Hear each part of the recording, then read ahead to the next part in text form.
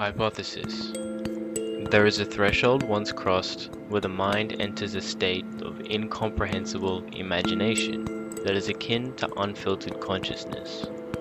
This is the perception of unbiased reality. It is commonly referred to as unimaginable creativity.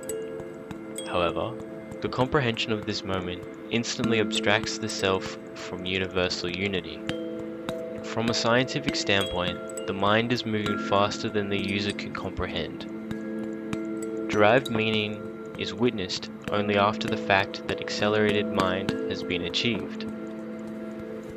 This confirms two facts. The mind has recognized elevated and attainable standards, and two, the user can begin to work towards higher states of awareness now that the path has been shown unto them. Conclusively, this iterative mindset seats consciousness in a path of infinite intelligence.